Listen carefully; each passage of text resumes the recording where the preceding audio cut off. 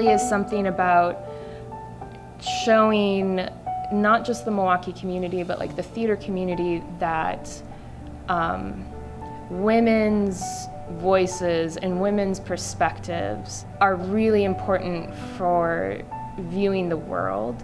Really, from a female perspective, the empathy that you see in the plays in terms of people's feelings about what's happening in their lives is very unique. I don't know necessarily you see that in other theater productions. They really have an understanding of the empathy that women see in terms of struggles that we go through as human beings. And I think that point in terms of Renaissance Theater Works bringing new visions and voices to the theater is so important because it helps us avoid tunnel vision on stage.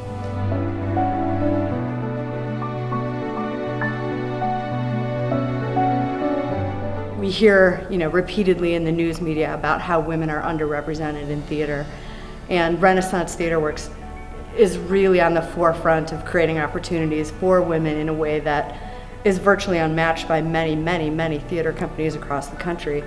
Thankfully, we are at a moment in time when this conversation is becoming more vocal on the national level, gender parity.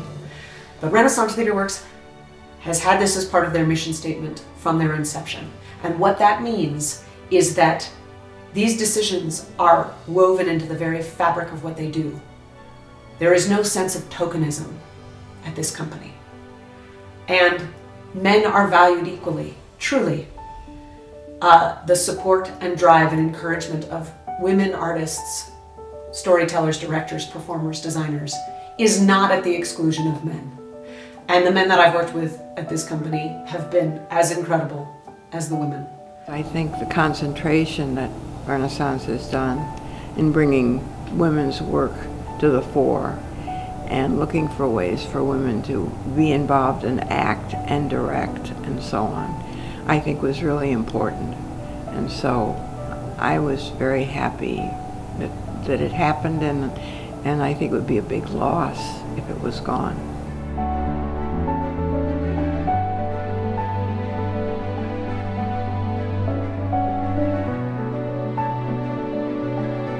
Growing up in Milwaukee as a kid, my family loved the arts. So I was really fortunate to see a lot of theater.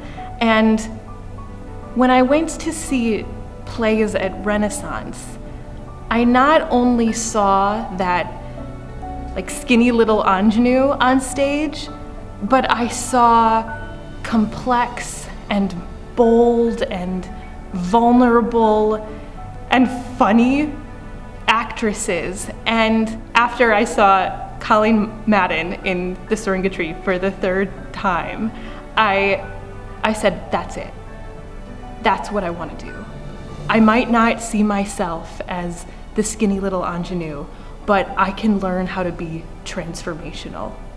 When Renaissance ladies came to me and asked me to participate as a designer on Zara Spook and Other Lures, it really was the first time an independent big company really believed in me, and that bolstered my confidence and allowed me to go to other freelance opportunities after that. I think Blackbird was probably the most important experience of my early acting life because it was my first two-hander.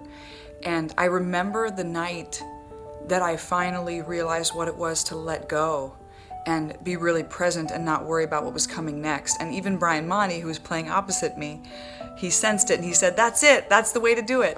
I also have never hesitated to recommend that other women reach out to Renaissance Theater Works, especially if they're interested in directing or designing, because I knew that they would find what I found, which was women who were willing to mentor me and give me opportunities that I wouldn't otherwise have had. These women take risks with the artists that they work for, and when the risks soar, they tend to put the success of it on the artist. That's an amazing way to approach dealing with any artist, knowing that we've given you fertile ground, but what you do with that ground is entirely yours and nurtured by us. I love that. Renaissance is one of those companies that truly has a family environment and makes it a comfortable place to be. And I'm so glad to be a part of that and to help share that with all of the artists and designers that we bring through our door. I was an audience member here before I ever worked here. The founders are all friends of mine. I admire so much the work, the home that they've created here for theater artists. I've had the great opportunity to direct here 5 times, I think, and act here 3 times. It's a big part of my life.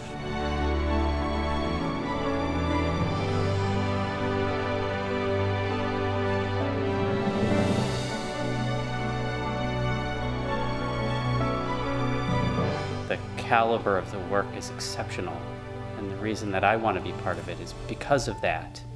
And so I feel like Milwaukee would be a poorer place without Renaissance Theater Works, just as it would be a poorer place without another professional theater company that's here. It's rare for a city of Milwaukee's size to have so many professional companies, and to have Renaissance Theater Works be one of them, I think, is really important.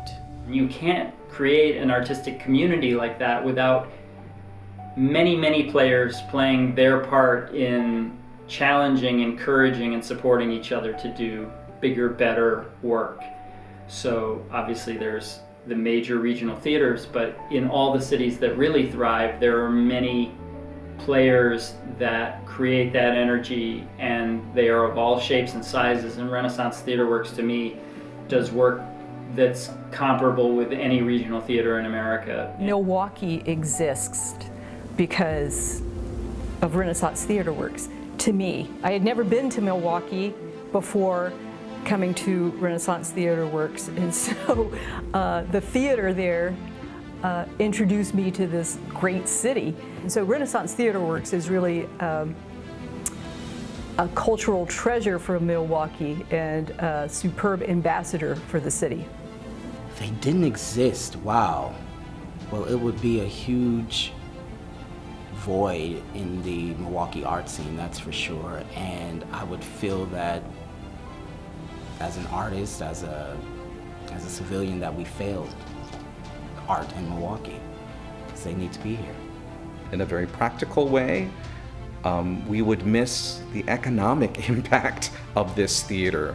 It's something that we don't talk about a lot in the arts, but we really need to be mindful of. Theaters create jobs. They create jobs for actors, directors, designers, technicians. They spend money on printed materials, ads, supplies. They generate business for restaurants, bars that are in and around the theater area. So that would be a major loss for just the economic vibrancy of the city. But more than that, it would be very difficult to think of our theater community not having that particular voice, celebrating the feminine, but without sounding like an agenda or like you have to eat your Brussels sprouts.